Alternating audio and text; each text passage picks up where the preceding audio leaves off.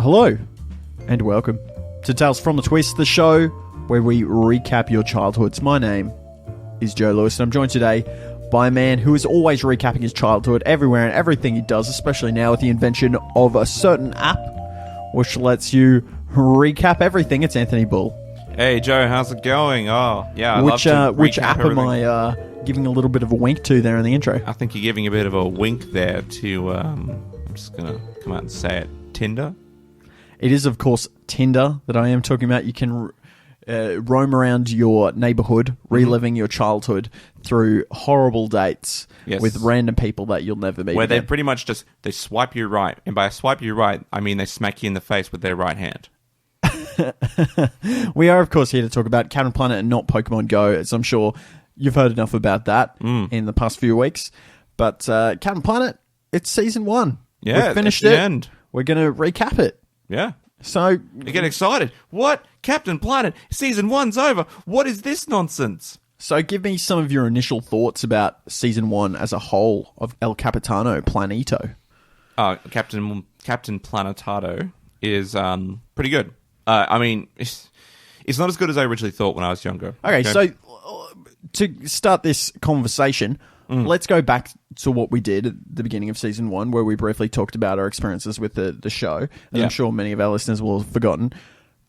How does your initial impression of Captain Planet as a child compare to rewatching it now? Because what do you remember and what do you think of it now?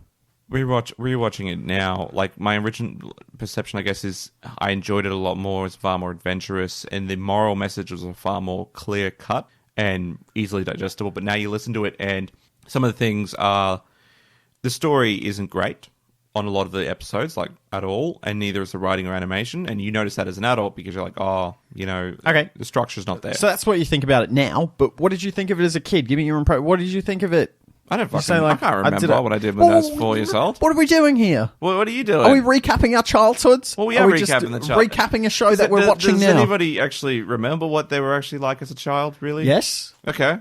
I remember my experience of Captain Planet is not as strong as yours was, and apparently you don't remember it at all now, so maybe mine is stronger. Yeah. But I remember watching it occasionally. I remember specifically the Reign of Terror episode. Maybe not that one, Beast of the Temple, the one with Nuwok, where there's a dragon in the forest, and the really racist Asian stereotypes of that episode. Well, they weren't racist. There's a character called Nuwok, Anthony. Well, you know. And I remember thinking... Wok is an Asian term for something. Why wouldn't you call it Nuwok? Just saying, I mean. Anyway, I remember thinking, this is a pretty cool show, but I don't think it's deep enough for me. As a kid, you were really thinking that? Well, I was thinking, like,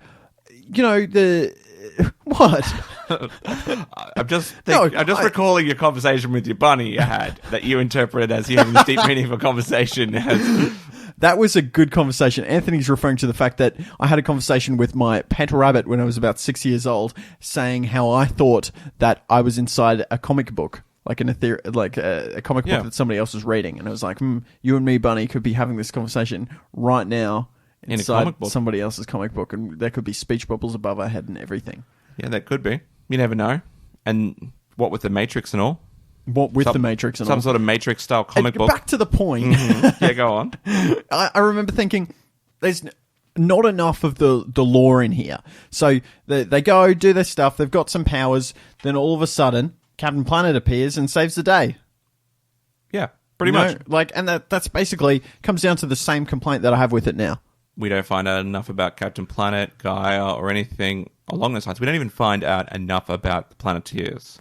Who they are as people, how the things work, like what are the deeper motivations for, like, I like to see backstories of the fucking villains. What I want to see, and what I've realized recently, what I want to see from a cartoon or an anime or any of the, people say anime are for children, but people make the argument they're not. I don't watch anime, so I'm not going to enter in the debate.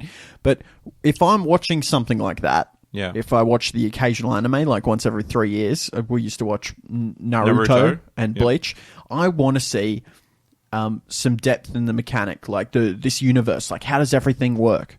Like, Naruto, it starts off really childish, and he's going to be the next king of the village or whatever, the Hokage. And then he does become the Hokage. Does he? Yeah, he does in the end. Oh, there's some spoilers out there for our audiences. Spoiling a Japanese anime. Yeah. Look Well, out. You had like 10 years, eh? Oh, Or something. Do you it's have a 10 long years? show. Someone out there, if you watched the Naruto. It's still going, isn't it? No, I think it ended. Really? Or Shippuden? Is Shippuden the ending? No, because that's what I was about to say. Like, you had this whole childish arc that went for about 300 episodes or something. Yeah. Which is a long-running TV show. Yeah, pretty much. And then they said, oh, that's the end of that. But next is Shippuden. And then when it started, it was like, whoa, this is actually pretty good now. There's a depth in the lore of their abilities. Like, you can do this and this and this with this ability. But then when you do this, this happens. Yeah. All of that really intensity and backstory. It was like, oh, yeah, this is pretty cool. This is what I want from a TV show. I was actually having a conversation last night about Ben 10. Oh, yeah, Ben 10. And how, you know, there's a lot of stuff going on with how they develop their powers and how the TV shows the seasons switch around on the time period. So apparently, I've watched about maybe 4 total episodes when I was watching it with my little brother once. But apparently, like, the first season's when he's 10. And there's another season when he's 12. Yeah. And there's another season when he's like 16. And then they went back and they did a season when he was 14. What? They're all different points on the continuum of Ben 10. But anyway, I just want to see... I don't think I'm articulating myself very well, but what I want to see when I see a show like Captain Planet is I want to see depth in the way that things work. Yes. And the way I guess that I would want to see that manifested in Captain Planet is Planeteers being able to use their powers in progressively different and more interesting ways. Yeah. That never gets any better. They kind of start with this baseline of powers and it gets slightly better and their technology slightly changes depending on the episode. Like they start with the geoglider, then later on they get a geocopter, and then they have a geosub. But we don't ever get to the point where Kwame and Guy, you know, the thing that you said about how they're working together create obsidian. Yeah, exactly. Yeah, they don't do that. Like, there's no interesting interaction of the powers. Yeah, there's no combos of the powers that work together. It's just, oh yeah, I can turn... I mean, there's some cool stuff, right, that happens. Like, Linka can fly, kind of, with her whirlwind. Yeah, that's only happens in, like, one episode. Yeah, exactly. It's not something that developed and was like, oh, I've just worked out I can do this, now I'm going to do that from now on.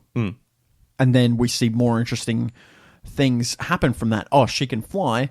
What if, you know, I... shoot water and she has water surrounding her and she can like shield herself when something is happening. That's good. That's actually really good because like imagine she jumps in front of people or I don't know some sort of big couldn't be a gun maybe it'd be some sort of weapon is being fired at people like the tank episode. Yeah, and then you just have the water, you have the air spinning around, and then you have the water firing into it, and that creates like the shield like you're talking about. Temporal distortion field. A temporal distortion field, and or some bullshit, and maybe put heart in there too because maybe it makes like the water more friendly to the missiles. And that's exactly what you want, more friendly missiles. Yeah, so they're like they say, you know, I don't really want to attack these Middle Eastern guys. I don't really want to do that. You know, I'm just going to go home, and they go home back into the tanks. If the world had friendly missiles, it would be a better place. It is true.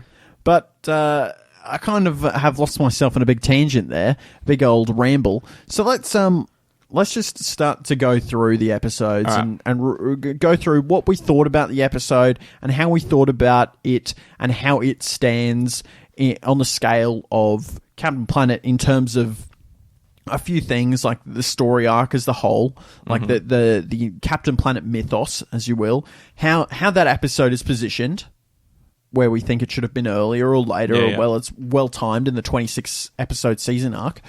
The villains, how we think they're going, and how many times they occur. We also want to talk about character evolution. So, like, how well the main characters, they've been doing in their evolution, and, of course, the villains as well. Like, have they changed? Have their characteristics changed over time? Has Duke Nukem become a homosexual at any point? We want to talk about the sidekicks. Oh, that's you can't say that, Joe. But why can't I say that? You don't become a homosexual. Fuck, man. Jeez. Well, did he discover that he was homosexual? I don't know. What is the correct language? Something. I imagine is that the correct language? Awakening? I don't know. Maybe. I'll say he awakened to the open door, the creak in his closet, if you will. And a couple of other things, but let's get that. Let's kick that off with Hero for Earth, the very first episode of Captain Planet. This is, of course, the one with the. It didn't have the title sequence, did it? It was more of a extended thing of guys sending out the rings to all of the Planeteers, and probably. let's remember before she did that, right? She was that lazy person who was fallen asleep for 100 years and caused all the Earths to go to shit. All right, let's not forget that. That's an important part. And that's a question that we've never had answered. Why was Gaia asleep for 150 years? Why does a god need to sleep? Yeah, but I think we've well and truly discussed whether Gaia is a deity or not, and I think we've come to a fairly solid answer that she's not. She's just a guardian. She's some sort of spirit. I don't think she's actually a god, right? Well, a spirit. Why does a spirit need to sleep? I don't know. Well, she's think about Dragon Ball Z. Yeah. Who was the spirit of the earth there? Wasn't it? Shenron? No, that's a dragon. Well, who's the spirit of the earth? The Kami? guy that Kwame... Was it Kwame? Kami? Kwame? Which one's Kwame? Which one are you thinking is Kwame? I don't know. The green one? Well, Piccolo's the green one, but Piccolo fuses with one of the other green ones, right? The other green one's Kami. Okay. Yeah, and he's got is it Kami? I don't know. Pretty sure it's Kami. It's got Mr. Popo. Yeah. Yeah, he's great. Which was a very racist depiction of an African man. Well, I've heard accounts that it's not, actually. It is a large, rotund, dark-skinned person with big, puffy pink lips. That's just a Western interpretation of Japanese art style. I mean, that's how... Have you seen Tintin recently? Yes, well, that was done by a Belgian person, all right? So it's racist. Yeah, it's racist from a Belgian person. Couldn't that have just been and it's very clear. a Western perception of a Belgian art style? No, but it's very clear they're from Africa because one of the books is called Tintin Goes to Africa. Yeah, well... And that's where you see most of the Africans. So you're like, okay, so that's how you're depicting Africans. It's just the way that traditionally Belgians depict Africans. Exactly. Well, with big puffy lips. Big puffy lips. That's probably true. That's probably the way they traditionally did it. It's probably the way traditionally a lot of people depicted Africans. Doesn't make it any less racist. It's still racist, isn't it? Well, I don't know. I'm not going to go in and tell Japanese how to, do their culture. I'm not an expert on Japanology, so I'm not going to do that. That is a fair comment, but how did we get here? I don't know. We started talking about this green guy or Kami, Kwame. Oh yes, spirit of the earth. So is Gaia? Yeah. What is her role of spirit of the earth? Is she a deity? I don't know, and I don't think we've got enough information to be able to answer that properly. We know though that her life force is tied to the earth. Okay. So something's up there. Yeah. Her powers are tied to the earth. She gets weaker with the increasing toxicity of the planet. Yeah. Maybe that's why it has something to do with the fact she went to sleep, right? Oh, maybe because industrialization. So maybe, or why she needs the Planeteers now. So before she went to sleep, maybe she didn't need the Planeteers because she was strong enough. And then the industrialization, the industrial age. Oh yeah, that she went to sleep. Like it made her sleepy or something, and then she went to sleep and she woke up, and her powers have been diminished because the Earth is so toxic. Yeah, that actually makes sense. And toxicity decreasing the power of our green heroes is a reoccurring theme, as we see later. The Planeteers can't use their powers if the environment's too toxic. Captain Planet's powers are diminished. Yeah, we do see that. And so I guess that makes sense. And I think episode 1, as it kind of, you think it would be, being the first episode of a TV show, or at least an older TV show, is kind of the biggest exposition dump or the most mythology we get of any episode ever. Yeah, it is. We basically get we get the whole description behind the special young people. I need to find the special young people, but we don't find out that the special young people is a specific role which you can't you can refuse, but refusal does not mean you'll be supplement. Yeah, it won't supplement you for another person, which is kind of a bad story as far as I'm concerned, because it's like. You don't choose your destiny? Yeah, you don't choose your destiny. Oh, well, maybe you do choose your destiny, but your destiny is so linked with the Earth, if you don't follow your destiny, you're inherently a bad person. I suppose so. But I mean, if there's a limited space... You're directly impacting the lives of others if you don't live up to it. Which I guess, in the long run, is the entire aim of Captain Planet. Say, if you, as a 10-year-old child watching this show, if you don't turn off your lights and stop mining greenhouse oils in your backyard, then you are going to directly impact the lives of every other person on the Earth. So don't do it because you're an evil person. But the problem with it is that there's a limited amount of space to be a Planeteer. Right? There's a limited amount of roles. So I would take from that message that, look, there's probably people out there who are more eco-friendly than me, are more interested in the Earth. Ergo, I am not one of the special chosen people just by virtue of not having an interest in that subject. So I shouldn't even try because it would be a waste of energy. Yes. So what you're saying to me now is that aside from Captain Planet in the TV show, in real life, the what do they call it? The Planeteer alerts. Yeah. You are not a chosen person.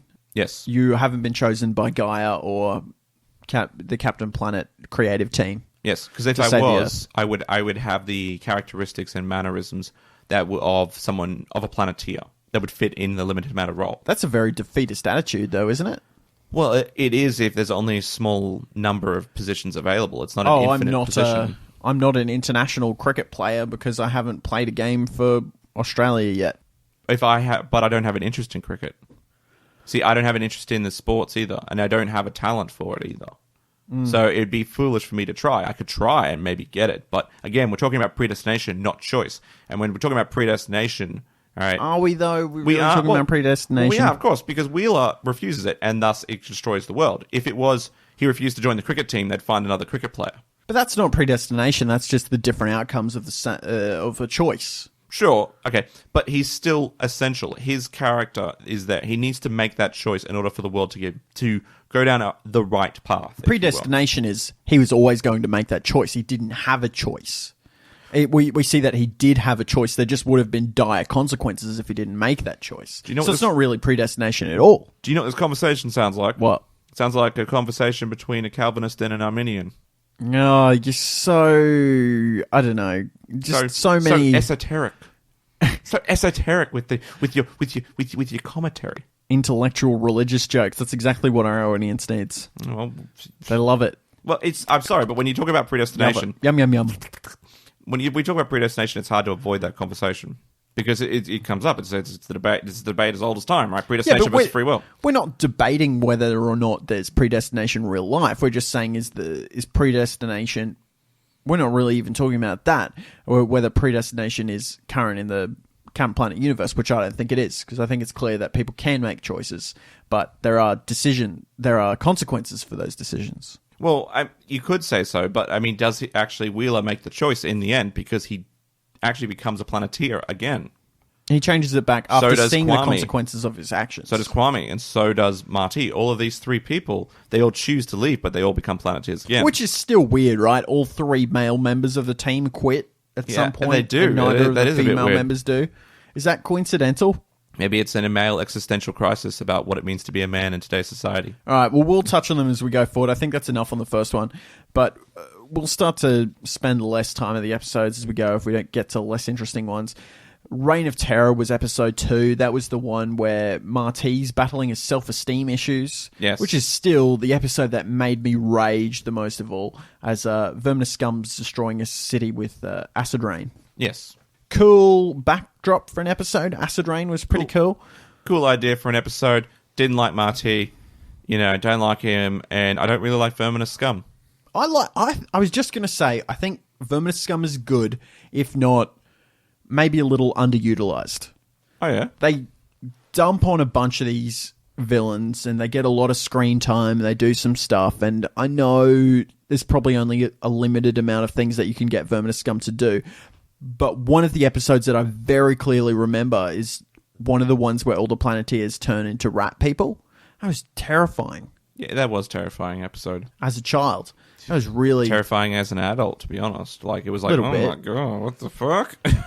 And I think Verminous Scum could have been used better throughout the episode. Especially because later on he gets used to bulk out villain teams. Yeah, so like we need another person, we need another villain. Oh, we've already used Hoggish Greedley enough. Okay, we'll put in Verminous Scum as a swap for Hoggish Greedley.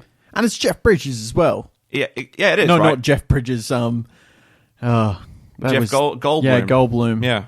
Jeff Bridges is, see the guy from... Jeff Bridges is Tron.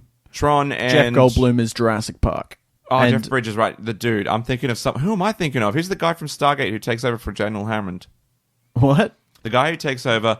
Nash Bridges, I think his name is. Or is he in the movie? I don't know what you're talking about. Okay, so in Stargate SG-1, where General Hammond leaves, they get replaced with this other guy. Let's be honest here. You stopped watching it, didn't you? No, everyone stopped when Jack left. Yeah, it's pretty There was no point watching after Jack left. That episode where he's sitting on the lawn with like some deck chairs, and it's his final episode, and it's real sad. Yeah, that was the final episode as far as I'm concerned. Best episode was where they had the repeat the days over and over again. Yep. That was a great episode. And Jack and Teal'c are doing pottery classes in the in the STC. And they're hitting golf balls into the Stargate. Yeah. That was great. That was a great episode. Anyway, we're not here to talk about that. We're here to plow through this. That was a fantastic episode of television. Mm-hmm. I still think about that episode semi-occasionally. The next episode was Beast of the Temple, in which Hoggish Greedley, in his second episode, creates a giant dragon made of metal to mine rubies from the earth. And this was Nuwok, the Nuwok episode we hinted at before. Yeah, it's where we first meet Guy's friend, Nuwok. Guy's friend, who we find out she friend zones people all over the planet. Yeah, she does, doesn't she? She's got a cruel heart. Is that misogynist of us to say? Or like what? That she's friend zoning him? Because maybe they're just platonic. Maybe she is friend zoning him, though. I don't know. Maybe it's just strictly platonic. But just maybe she's friend zoning him. But maybe she's friend zoning him to exploit him for his resources and attention. But would we even be saying that if Guy was a male character and the other character was a female? Would we be saying, oh, he's just friend zoning her? No, we'd say, oh, he's just leading her on. Yeah, maybe. Which is the same thing, really, isn't it? Well, it is exactly the same thing. It is literally what friend zoning means. It means to lead someone on. Mm. Yeah. Oh, actually, no, not really. Sorry, friend zoning is leading someone on, but having no interest in them, and then keeping to lead them on, right, for preservation of friendship and to utilize the resources they provide you with. They got a car, and you like hanging out with them. Well, I don't want to tell them I'm not interested in him. Let's just be friends. Let's just be... Well, you don't want to even say that. It's like, I like you as a friend. I don't want to say, let's just be friends. I have no interest in you, because then we'll stop hanging out. Mm. And let's face it, the guy just wants to be with you. So, like... What do we think of... Let's not get too sidetracked, because we've got a lot to talk about today. And I know people sometimes appreciate our tangents and sometimes not, but friend zoning as a concept. Is it a bad thing? Is it a good thing? Is it just a thing? It's a bad thing. I don't know, man. A lot of the time, I think it's unintentional. It's absolutely unintentional. But once you're aware of it, if you're doing it intentionally and you're doing it to exploit that person's resources, whatever they might be, that's exploitative. Yeah, but like when we talk about exploiting resources, people say, "I'm not really exploiting him." I just like to hang out with him. Where do you do? Well, we go around. Sometimes he picks me up in the car. Does he really? Does he pick you up in the car? Sometimes he give you a lift to places. Yeah, my car's in the shop. Does he really do that? Oh, okay. So he does those things. Oh, he's my friend. But he's interested in you sexually and you have no interest in him. And if you told him that, he probably would not hang out with you. So the fact of the matter is you're actually using him for his resources. There was this girl from uni who used to friend zone people so she could, get things from them. But I don't know. I don't know if she meant to do it. Maybe she didn't. Who knows? I don't know. But friend zoning on one hand, people go, like we're saying here, it's a bit of a grey zone. You're obviously saying it's a bad thing, but I'm saying I don't know if it's a grey zone. But then if you kind of look at the other side of the picture... And I say friend zoning, sorry, I mean all friend zoning. Doesn't matter who's doing the friend zoning. But let's just stick for the female doing the friend zoning. If we look on the other side of the equation, the extreme opposite, which I guess would be club picking up or pickup artists, that's... People have really extreme opinions about that, saying like that's bad, that's manipulation. But isn't it, kind of the same? Yeah, they are the same. They're both. That you're exploiting. Well, are you exploiting somebody for some benefit, manipulation? I don't know. It's all up in the air. They are both the same, one and the same. They're both bad. In my opinion. My opinion on pickup artistry is not that it's bad, okay? Because... Well, in the idea that somebody is, researching ways that people think in order to have more sex, basically. When we're talking about pickup artistry, we're not talking about people trying to do it to have more sex with a person. We're talking about people who go in with the motive, with an arsenal of psychological manipulating tactics, just for the purpose of having sex and having no intention of pursuing anything post-sex. You are basically how is going that in there. different? How is that different from somebody who already knows how to do those things innately? Yeah. Like, as a human being, they haven't researched it or anything, but they do those things innately and they have lots of sex. Like the guys that work out at the gym all the time and they're already doing those things. Because the person goes in there and leads them on with the intention that there's going to be some sort of emotional commitment or something along those lines. I don't think that that's ever the case. That's how you would pick up, right? No. You lead them on. No, they're not leading them on. I think they are. I think in most cases, and I've never done this or anything, although it probably sounds like I have. I think in most cases, it's never under the idea that there's going to be more. I think it's more of like a physical thing rather than an emotional thing. I think that's how a lot of people try to pick up. Yeah, but like that might be how you see it, but not how or they an see it. Instinctual thing. They try to make it because you're not appealing to the emotional side. You're appealing to the instinctual side. I think that's the main idea of that whole exercise. Well, what is the instincts linked to?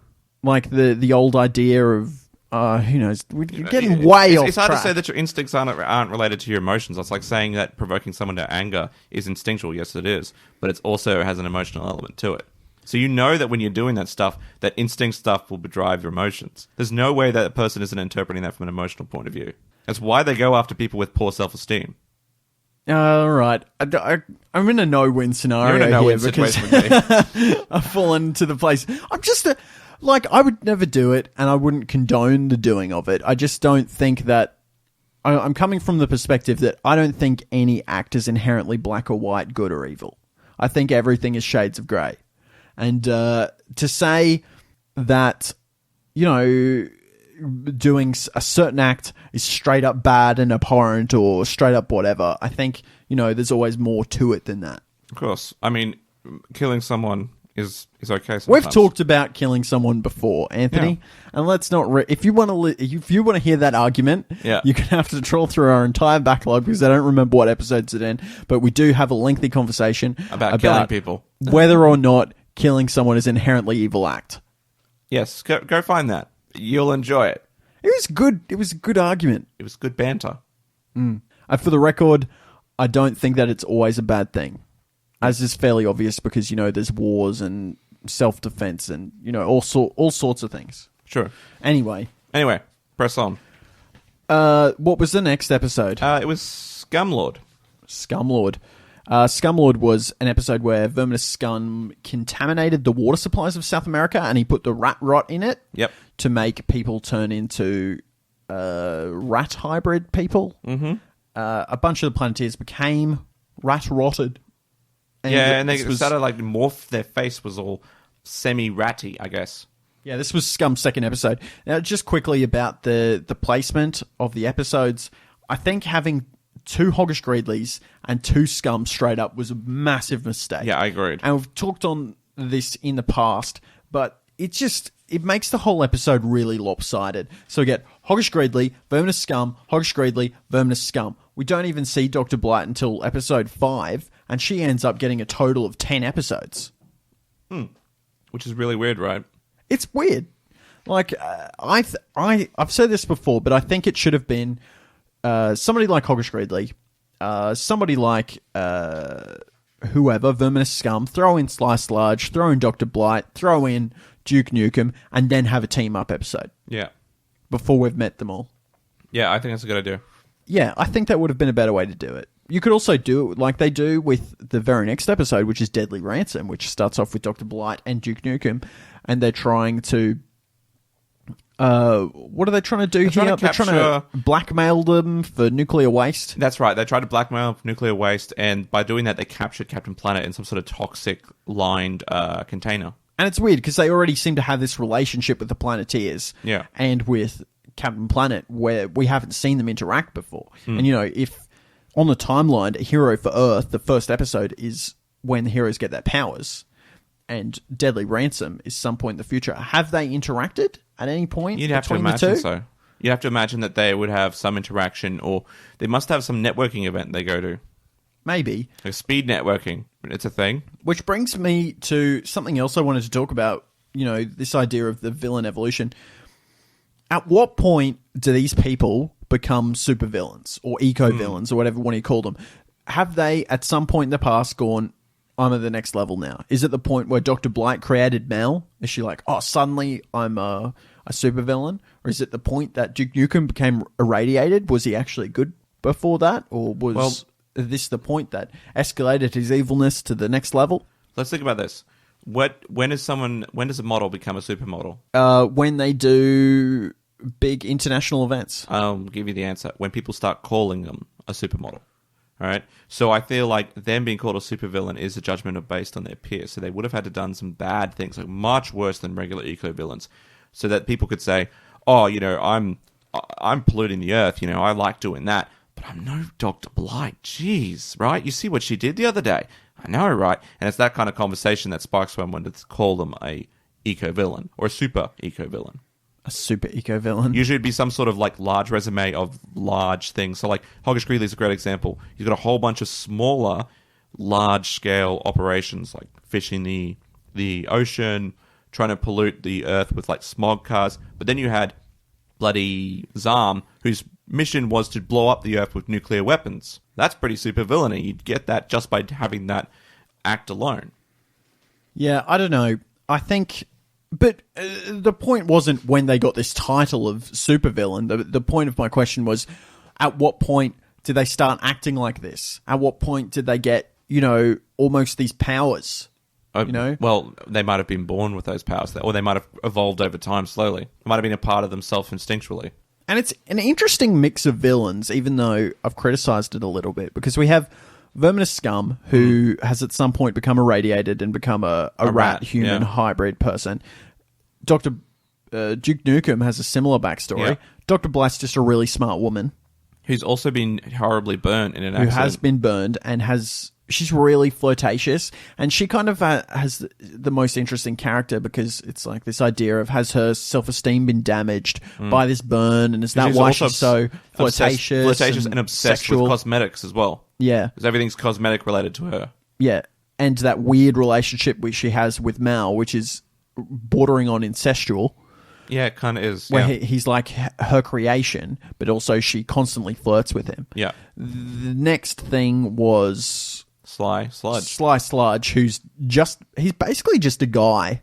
He's not really a supervillain at all. And I argued that in his first appearance, which we'll talk about in a sec, he wasn't even being villainary. Yeah. Villainly. What's the word there? How do you pronounce that? Villainry, I think. Villainous. He wasn't even being a villain. Yeah, he was very ambitious, I guess. You could argue that and when did Hoggish Greeley become a peg? Like, that's something I don't even know. That confused me. Loot and plunder, that makes sense. He's a trust fund baby. Yeah, Loot and Plunder is a believable bad guy. He's kind of somebody that does exist. Except, he's trading ivory. What's with that? There are ivory traders that still exist, but I mean, I don't know if they look like Loot and Plunder. No. If you guys find any ivory traders out there who don't look like Loot and Plunder, please just send that picture in. I'm like, oh my god, it's a real Loot and Plunder. Yeah, I'm sure most of our listeners have daily contact with the ivory dealers. Well, some do. The next episode was The Conqueror, which was the Zam episode, which is cool because we still think that Zam's probably the best villain. Yeah, I agreed. Yeah. I'm sure we'll see him again. We will. If we continue to do Captain Planet, he will show up again because he's one of these, once in a season type supervillain guys, right? Yep, he is. And as I said in the, I think the episode, that he's very much reminiscent of General Zod. Yeah, well, they shot him into the sun or something, didn't they? Yeah, something like that. And he's just called Zam, and he's like super powerful, much more powerful than anyone else on the Earth. And this is the episode where they Planeteers question their morality. Like foregoing their rings to put on the, I forget what it's called, the Helm of Destruction or something. They're not helms, they're gauntlet gauntlets, of power. Yeah. Which was really nice, and it was kind of the only point where we kind of delve into what we were talking about before, the character evolution of powers and also their morality. And that was actually probably my favorite episode of the series, The Conqueror, because it deals with their idea of the morality, but also their powers and how they interact with them, like what are the limits of their powers. There was just a lot of meat in there, and there was a lot of stuff with Gaia as well, and she actually comes out and fights at the end, which was kind of cool. The Last of Her Kind, I'll let you intro this one quickly. Oh, Last of Her Kind, it had the retarded elephant. Yep, I was waiting for you to say that. Loot and Plunder's first episode, it was comedic. An intellectually impaired elephant is one of the main characters of this episode. You know, That's pretty much it. It's right? wacky. It was It's a wacky episode. wacky, fun adventure that involved ivory trading. Fun for the family. The Dead Seas was an episode where Hoggish Gridley and Rigger were scheming to catch all the fish in the ocean with the fleet of illegal drift net fishing boats. Yes. And then Hoggish Gridley tries to steal the Planeteer's rings, and it's pretty cool. Hoggish Gridley's third episode. It's also The emergence of the sea police. Yeah, the secret sea police, which we haven't talked about in a while. This idea of this police that pick people up from the middle of the nowhere. Captain Planet, he chains up Hoggish Gridley in the middle of nowhere, and then he's says, like, "Oh, leave them for the police." Yep. And then the police come to get him, apparently. Yeah, and jail.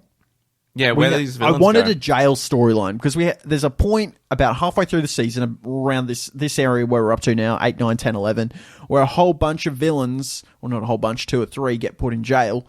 We'd never see the jail. Where's this superhero jail? We should have one, like, it should have been one of the last episodes.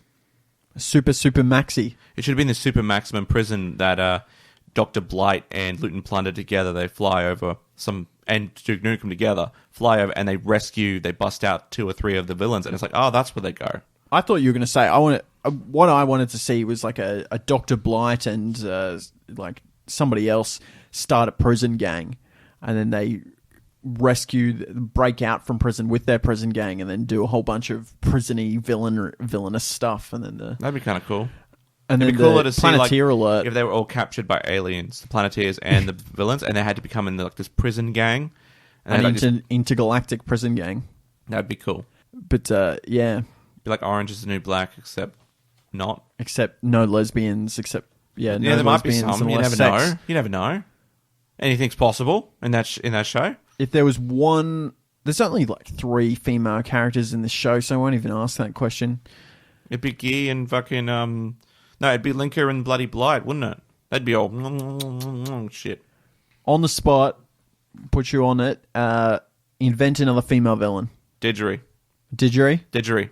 Villain, not hero. We've already talked about Sheila Didgeridoo, the Australian Planeteer, with the power of boomerang. Okay, well, what's missing? Well, this is what... I'm trying to think. This it's is hard for to you think, to come mate. up with. All right, I don't know. She's got to be... What's a new bad thing? A new bad thing. What's something bad that's only come up in the last however long? I don't know. How about global warming? Oh, that's it's going to be a bit racist. What? Is it racist? I don't know. I don't know. What's her name? Sharon, the Nigerian scammer. Oh yeah, Nigerian scam. That'd be pretty good. Well, but it's not racist Cyber because scammer. Nigerians are known for scamming. That's why I thought. I was like, Or it's a scams bit are known racist. for Nigerians. That makes more sense. You can't say that Nigerians are known for scamming. You should say scammers are known to be Nigerian. Also pirates. No, that's Somalians. That's Somalians. You're thinking about Somalians. Well, there you go. There's another one. It'd be her name would be Oi Sheila. Oh, no, Patrice. Her name's Patrice. Patrice, the pirate who likes pirate queen. The pirate queen.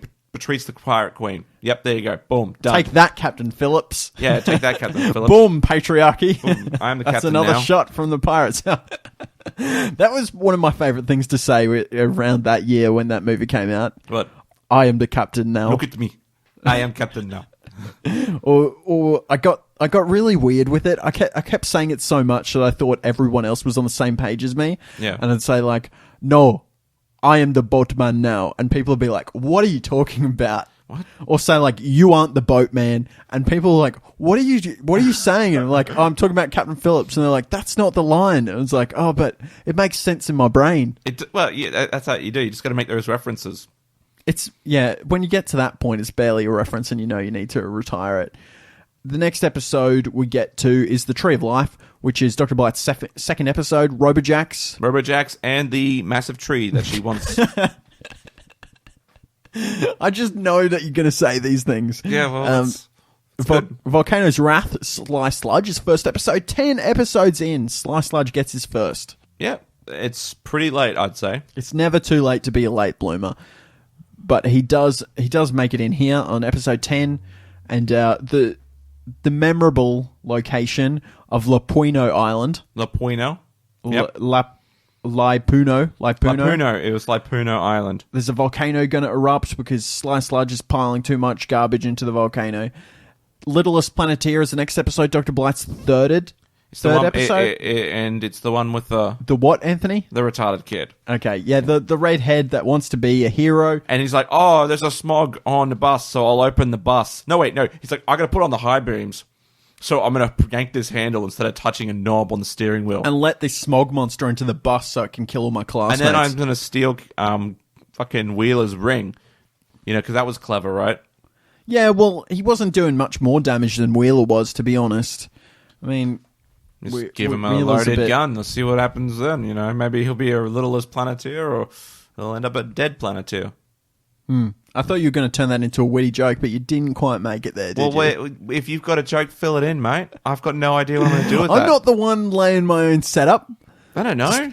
Throwing down that mortar. Apparently Joe's like, oh, there's a joke there. And I'm like, I don't know what the joke is. I thought you were setting up for a great joke. About getting That's all shot? I'm saying. You can't joke about things like that. I thought you were going to turn it into an American gun rights joke, and I was like, oh, yeah.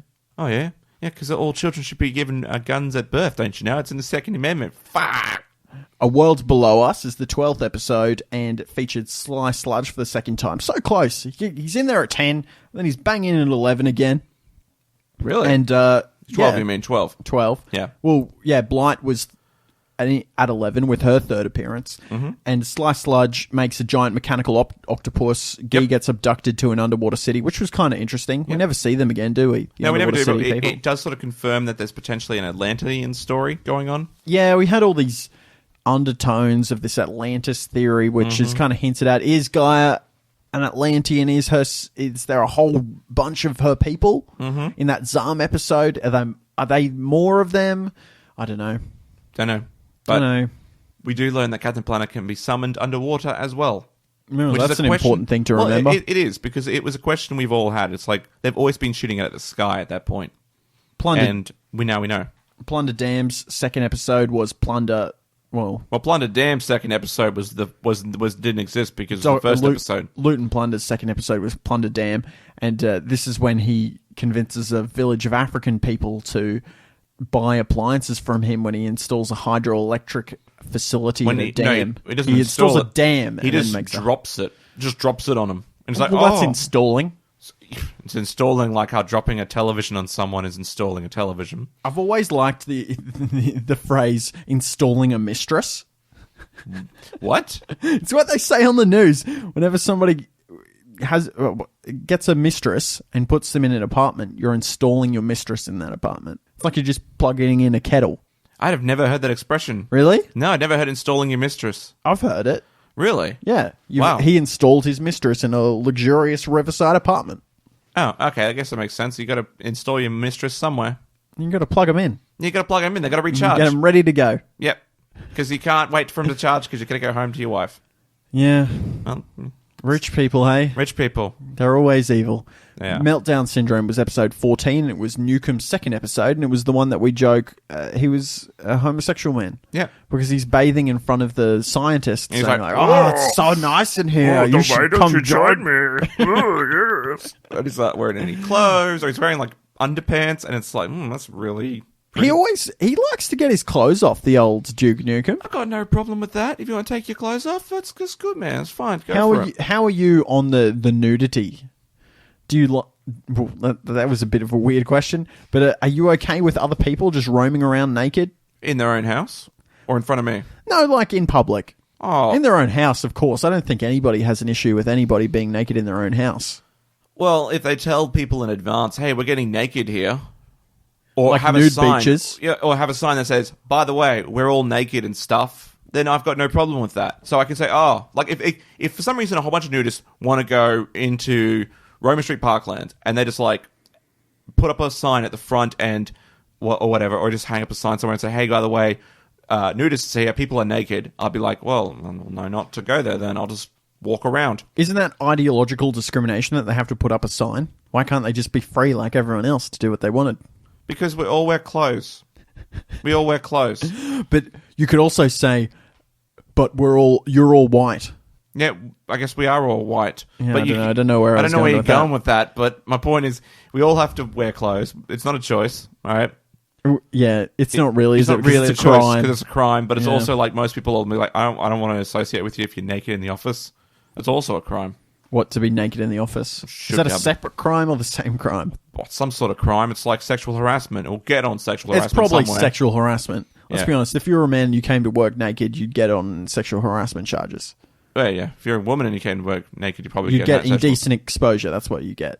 Or you even get sexual harassment. I don't know. Oh, maybe. The question would be like, People do get charged. people with would be that. like this. It's less common.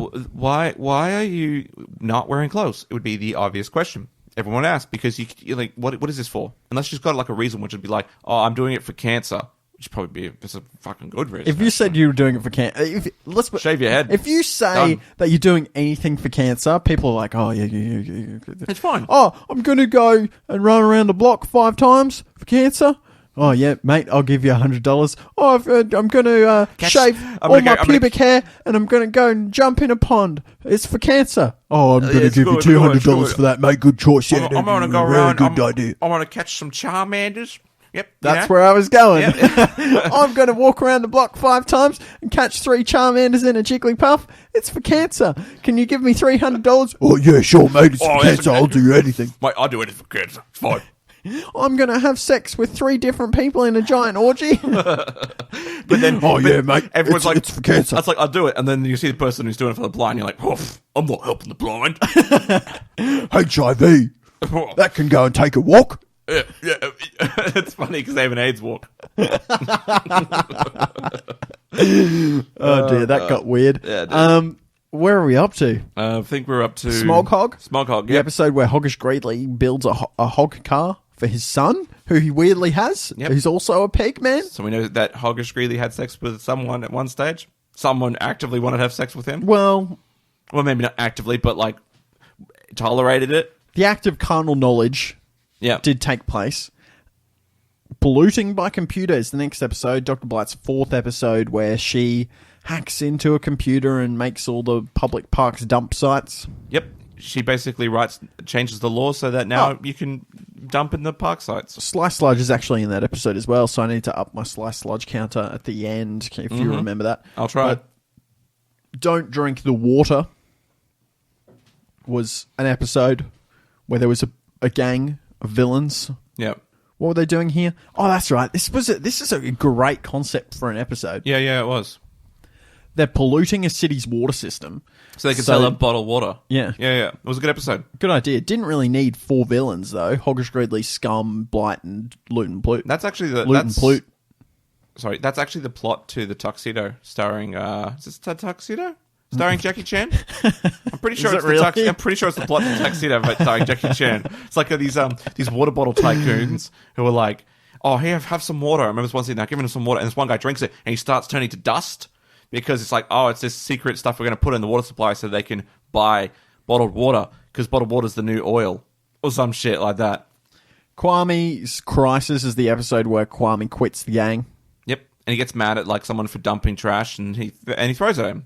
Yeah, he's It was great. It was throwing stuff around. The ozone hole is the one where Duke Nukem destroys the ozone layer over Antarctica. He builds an air conditioner manufacturing facility, and then he builds he steals an air conditioning manufacturing facility, and a refrigerator making facility, and then in that same facility he then cuts those refrigerators in half. Yeah, that was to weird. release the CFCs.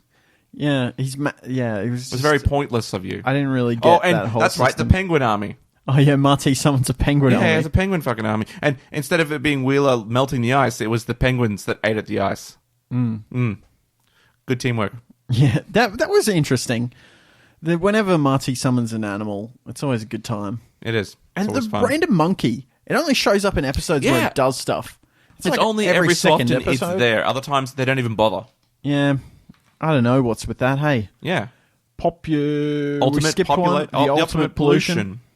Loot and Plunder's 4th episode. There's a toxic scan. It's the bomb. It's the fighting. It's the Middle East episode. It's Israel versus Palestine, basically, in a cartoon. Pretty much. And they all buy tanks and they're firing tanks at one another. And there's a goat And they want to try to sell a goat, and the guy's like, "Oh, we don't need to buy your goat." And then there's like this little thing that they install in the ground. Loot and Plunder installs this like little shield that stops the Planeteers. It traps them in there, and it's lined with pollution. But then they use an ox to break it open. Great episode. The ultimate population bomb is about these rats that they have the tiny. city. It's the mice episode. The Nazi mice episode. It's like that island in Gulliver's Travels where there's exactly the little like people, except they're rats, and they want to destroy the world. Yeah, and they're ruled by a fascist dictator. Yeah, It's Rat Hitler, basically. Rat 'Cause Hitler. They have Nazi uniforms, kind of, Yeah, they the do. rats, which is kind of weird Yeah. to have a Nazi motif in a children's television show. I have to remind them mind you, that they're evil. And remember, it's all in Wheeler's brain. It's all his dreams, so it's not really... Nothing happens in that episode matters. The Planeteer alert of that episode was, hey, listen, kids, don't dream about mice Nazis. Yeah, I didn't even think that episode had a Planeteer alert. They all have Planeteer alerts. I don't know if that one did. Yeah, it was like, don't have kids or something. Don't be a neo-Nazi. No, I remember it was like, don't have more than like 2.5 Oh, yeah, kids. that's right. Yeah. Because Don't have too you're many making kids, too many 'cause populations. It's bad for the earth. Be like China Yeah. and only have one. Have a subpar fertility rate, so you have to import people to do work. Mission to Save Earth, Part 1 and 2, was a double episode in which a bunch of the villains joined up together, got their own rings, and summoned Captain Pollution. Probably one of the most memorable episodes of Season 1 to anyone who watched it as a kid. Yeah, because it was a double. Any of the doubles, And it's gonna be Captain at least Pollution slightly episode. better than That's normal. like everyone remembers that. Yeah, and I think the most interesting thing about this episode was Commander Clash. Yeah. The Planeteers having an ally for the first time that actually does something. Yeah, I like that. They actually had someone who was helping them actively. We don't Looking normally at you, get that. Nuwok. Yeah, Nuwok, you don't do anything. And Littlest Planeteer, please, you try. He's not an ally. He's a complication. And that little elephant, seriously. Yeah, Tom, if somebody straight face told you that elephant was an ally, you'd say kick them in the face. you would. You'd kick him in the dick. No, I'm not a violent person, so I wouldn't kick anyone in the penis area. I feel like that's a bit overboard. Well, then I'll just kick him in the face. Two Futures, parts 1 and 2, is a double ep where Wheeler goes back in time to stop being a Planeteer and then decides the future is awful if he doesn't do this and Yep. changes it back again. He's like, I don't want to live in this future where there's only one dolphin and Linka is dolphin running... cancer. Yeah, it had dolphin cancer and Linka is running like the Soviet Union or helping run the Soviet Union or something. Oh, and Marty's a bum. Yeah, I could live with that. I think I could live with that, but I kind of want to get with that Linka chick, and I'm going to get with a 50-year-old one. I could probably do it. But, There's something, I don't know, maybe it says more about me, but was there something weirdly sexual about older Linka? Yeah. Yeah, maybe it's just the whole Russian thing. Yeah. I never really got it when she was just normal age, but when she's older, it's like, that That's weird Russian attitude's kind of working for you there. That's because she's an older dominatrix, I imagine. No. Hello, Stephen Walpole. Hello, Stephen Walpole, one of our Welcome favourite back. listeners. Welcome back. All of our listeners are favourites, but he does post on everything we post. Not as much since we Not as did much anymore. Linda's BDSM. Yeah, it's, consumed his passion. He used to always say something about Linda's BDSM because he has this ongoing theory that Linda became a dominatrix after the events of season 4 of Round the Twist. But she might have become, or the actresses might have, but we'll never know that. I'm not going to ask them. yeah, I was going to say, you're going to email them all and find out? I'm put them on Twitter. I never got a message back from Whoopi Goldberg about where her name was from. Turns out it's actually just a stage name. Did you look it up? Yeah, it's just a stage name. Ah, okay. Because her mother is Jewish or something. Either her mother or her father is Jewish. It was something like that. And so he used Goldberg because it was like, it was a Jewish thing. It related to her being Jewish, but not really Jewish, if that makes any sense. So, is her father Jewish or not? Is she half Jewish? I think she might be a quarter Jewish, I think. Okay. That's still interesting. Yeah, it is still interesting. And there you go, you learn new things. You learn new things. And the last episode was Heatwave, in which Dr. Blight attacks Hope Island with a giant dome and spews a smog-spewing barge to create a greenhouse effect inside. Then puts an iceberg that she's hand-wrapped inside there so it melts and basically causes the whole island to flood. It's weird, man. Mm-hmm. It's just a weird episode. It is a very weird episode. Because why would you put that as a finale, you know? Yeah, why would that not be? Why would You've just come off 2 doubles. look, a mission to save Earth should really be episode 26 or the last episode, because it as I said, I think before, a hero for Earth is the title of episode 1. Yeah. And that's where you learn about Captain Planet. Whereas Mission to Save Earth mirrors the title, would be the creation of Captain Pollution, and also the foregoing of men's interest for the good of man, interest and profit for the good of planet Earth. You know, soldiers are like, I'm not going to do this anymore, right? That's a good thing to end on, you know. But instead we get Heatwave, which is like, should have been probably after Population Bomb. Something that we can do quickly now, and I don't want to spend too much time on it because we're pretty much out of time, but a quick order of our ideal order of the episodes. Okay. Is that something that we can do now? Do we need preparation to do that? Should we do that next Captain Planet episode instead? I don't know. Yeah, maybe we come back to that. And if you're listening, maybe you can send those in for us as well. Your ideal order of the episodes. We probably won't go into the episodes as much detail next time. We'll just say our order of the episodes and you can look them up. Yeah. As to see which one's which. Yeah, that sounds good. Or maybe we can just post it on the Facebook. Who knows? The surprise awaits, guys. Whoa! There was something else I wanted to talk about, but I can't remember. Sidekicks, do you want to talk about that briefly? Sidekicks, yes. Who was your favourite sidekick? Oh, that's a good question. Just trying to think about the difference. I like Pudge, or whatever that fat guy was. Pudge? Remember that fat guy who was hanging out with, what's his name, Sly Sludge? What's his name? The construction worker with the fat belly. Yeah, fat belly man. Fat, pudgy, beer belly guy. Lead Suit was kind of weird. The assistant for Duke Nukem, who's only in a couple of episodes. Who's also has a weird relationship with Duke Nukem. Actually, probably, you know what I'm saying? The best, Assistant, thank you. Rigger.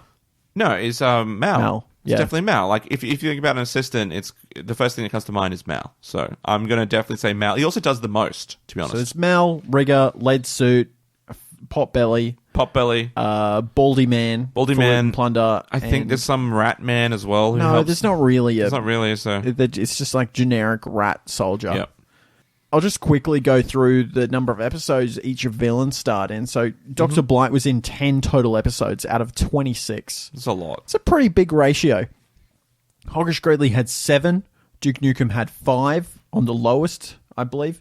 Sly Sludge snuck in with 6. Did you add on the extra one? I did, yeah. Yep. Loot and Plunder had 6, and this Verminous Scum only had 5 as well. So, you know, big difference there. It is quite the difference. I was actually surprised when you did the maths that Dr. Blight was so numerous. You know, but she sort of gets crammed in right at the end. She gets at least 5 episodes right at the end of the season. It's weird because she's obviously the best non-Zarm villain. Yeah, absolutely, without a doubt. You kind of start to get you can't overuse overuse Blight. Otherwise, it's like, oh yeah, here she is being sexy and sultry. I didn't think we saw Verminous Scum all that much. Because when you think about it, we saw him in these last episodes, but he didn't do a lot. Dr. Blight and Loot and Plunder did the most work in those episodes. Between him and Sly Sludge, I feel like even though they have a fair amount of episodes, 5 and 6 respectively, I feel like they don't get a lot of screen time. Yeah, they don't. And they don't get a lot of memorability, I guess. Yeah, I think Scum has a large memorability for his screen time. Yeah. He just doesn't get a lot of it. And when he's in those big villain episodes, he's kind of crowded out. Yeah, he doesn't have a lot to do. Well, it's because he's very generic. His is just, I just pollute.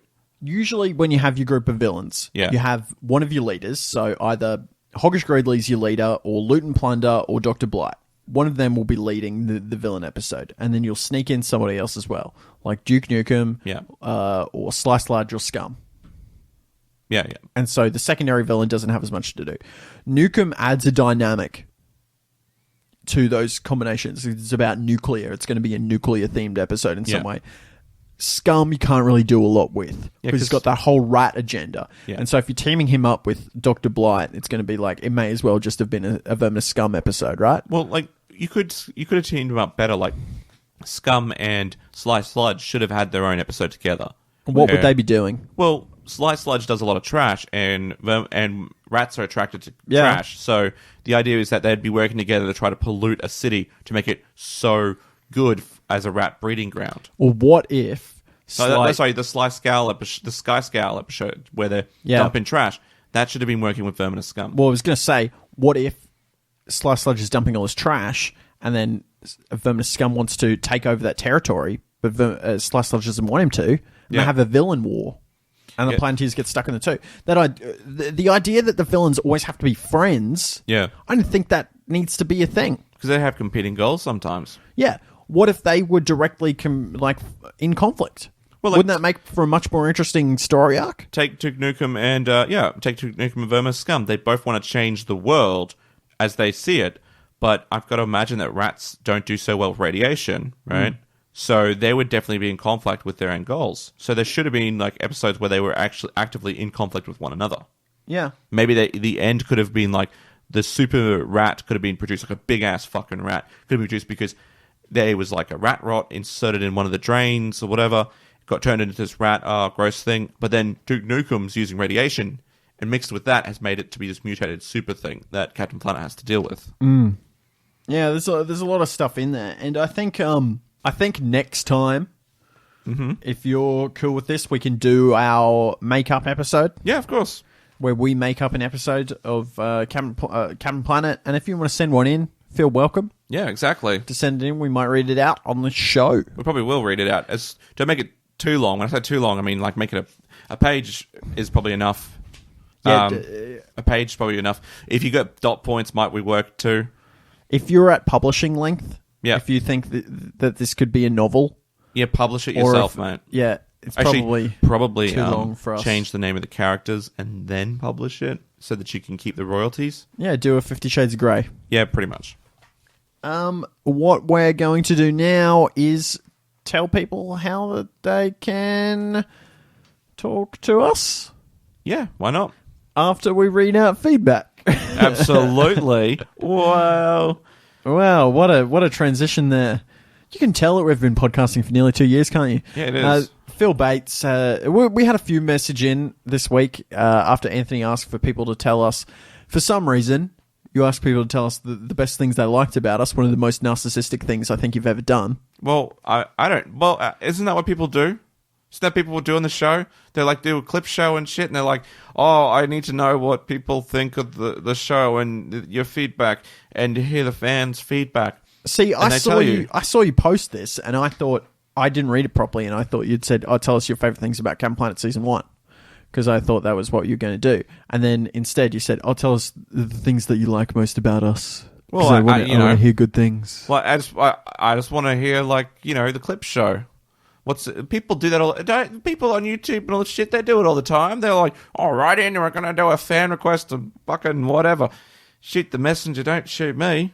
Phil Bates wrote in and he said the episode titles that we used to give the podcasts, he really liked them. So back in the day, we used to name episodes after things that happened in the episode rather than what's the episode title. Yeah, and so some of his favourites were Dig Holers of the World Unite. I really like that title. When I one made episode where we just talked about dig holers. Yeah, and I was just like, that's a great. That's great. I like that episode title just because I was like, yes, communist, love it. That's some vintage Tales from the Twist right there. That episode. That was. It's just a shame.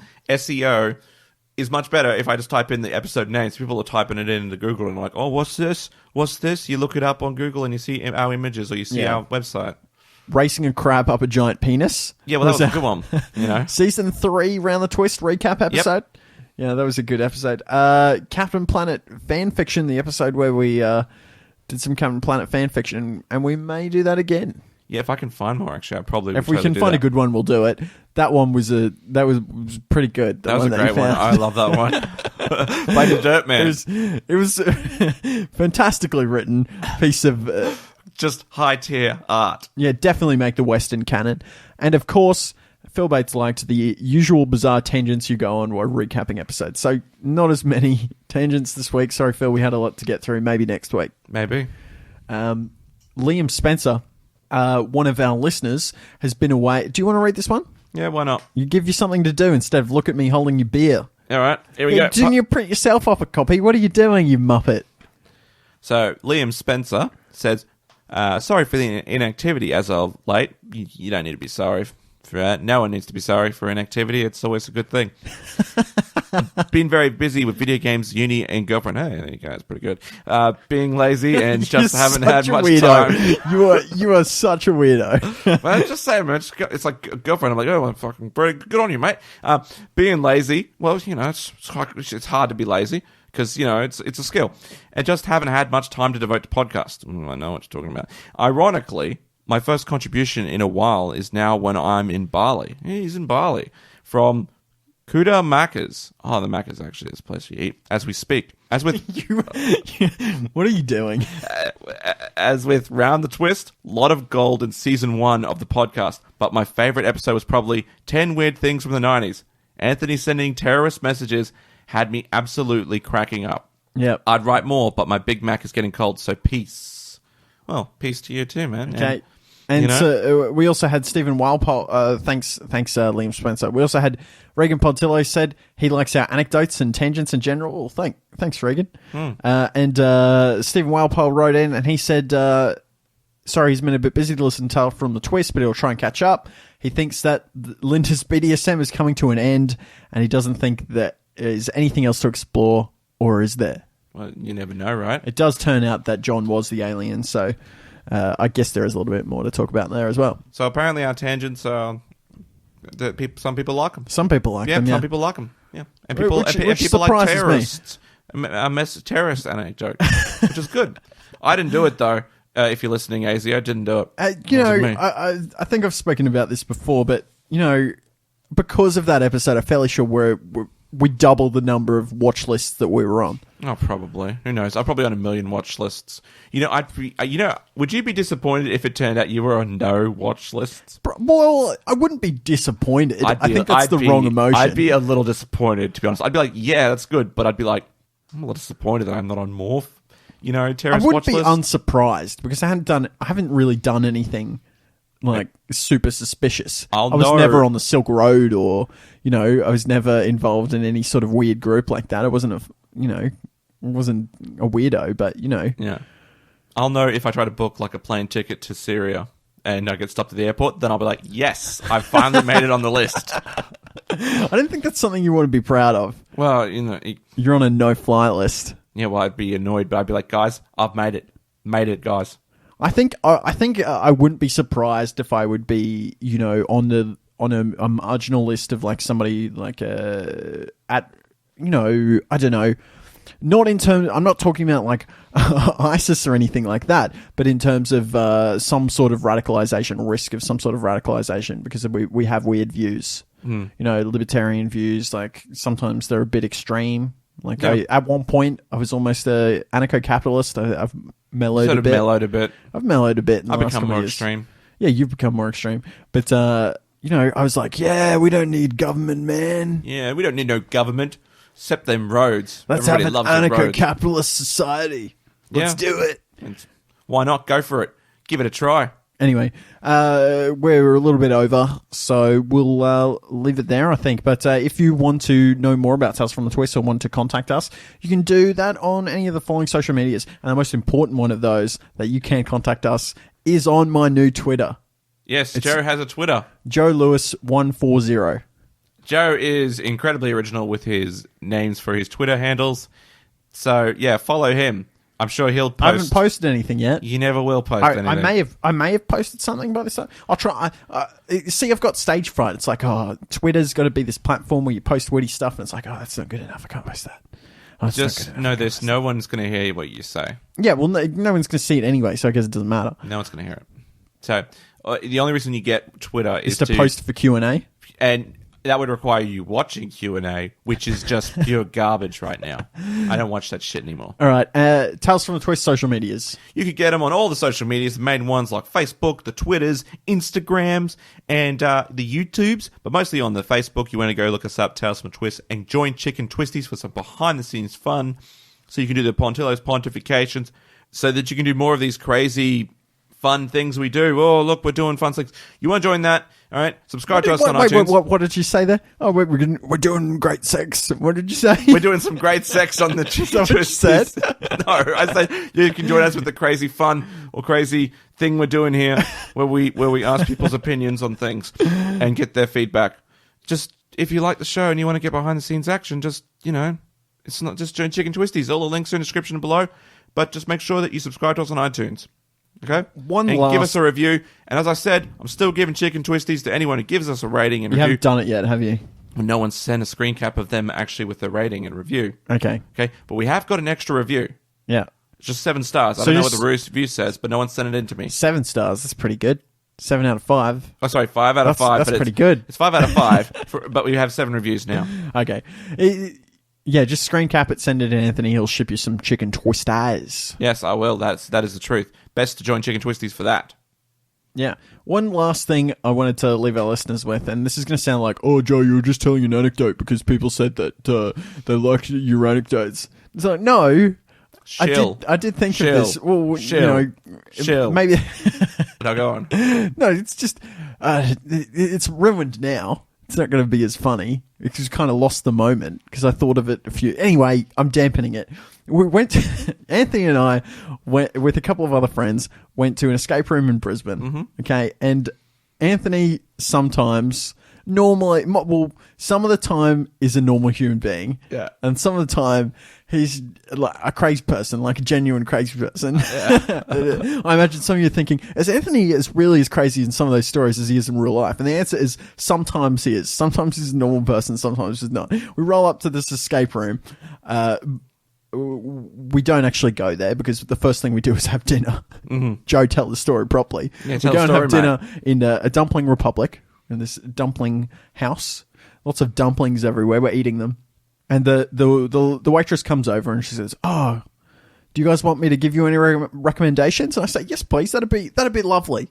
I'd like to hear a recommendation. I'm sure everyone at the table would love to hear a recommendation." She's like, "Oh, well, that's great because I love to give out recommendations." And she says, "Well, if you look here on this sheet, you can see here that the first one here is the chef's special." And Anthony slams his hand down on the table, leans over threateningly at the waitress and shouts at her, "I want a pork bun." And the waitress kind of looks at him and then looks at me. And I say to the waitress, I don't know what's happening. And he's like, "I want a pork bun." It's like, it's not time to order yet, Anthony. She's not taking our order. It's time for her to give us recommendations. Yep. And she was so confused. And I said, "Oh, don't worry, he's just too keen." But she was weirded out a little bit. And then the second time that we're at the actual escape room, we're getting ready to go in, and the guy's like, "Oh, have you heard anything about us? Like, do you know anything what this is about?" And I told Anthony a little bit about what to expect, and he goes, "Yeah, I know exactly what's going to happen. Number 1, you're going to blindfold us. Number 2, you're just going to molest us." And the guy kind of just laughed awkwardly, but he kind of thought that Anthony was joking. He blindfolded us. We go in, and then Anthony starts molesting the person in front of him, who luckily was one of our friends. Just starts molesting him while we're blindfolded, trying to convince the guy in front of him that it was the guy molesting him. But he was like, "Hey, stop it, Anthony!" I'm like, "Stop me! I swear!" And then at the end, when we're having a photo taken, you wanted to do it ISIS style and have yourself handcuffed on the ground, kneeling in front of us while we wear bloodied aprons, which I guess was a little bit confronting. And now that we've said the word ISIS, we're on some more watch lists. Yes, we are. So there you go. That was Tales from the Twist for this week. Anything you want to add before we fade out? Yes, I just wanted to add that I also ran out of the toilet with my pants halfway up, all right? Because I saw a guy had left his headphones, right? On the counter. I run out with my holding my pants with my bloody headphones, and I'm running, piss bolting, and I give it back to the guy, and then I do it my pants. So that was pretty cool. I did my good deed for that day. I could have stolen those headphones, you know. You could have, but you didn't. Which was a good achievement. That, yeah. You are a good person. And I deserve that pork bun. There you go. You did deserve that pork bun. I didn't need to hear no specials. I knew what I fucking wanted. Well, we are Tales from the Twist. We do recap your childhood. I am Joseph Lewis. And I'm Anthony Bull. Thank you very much for listening, and stay twisty.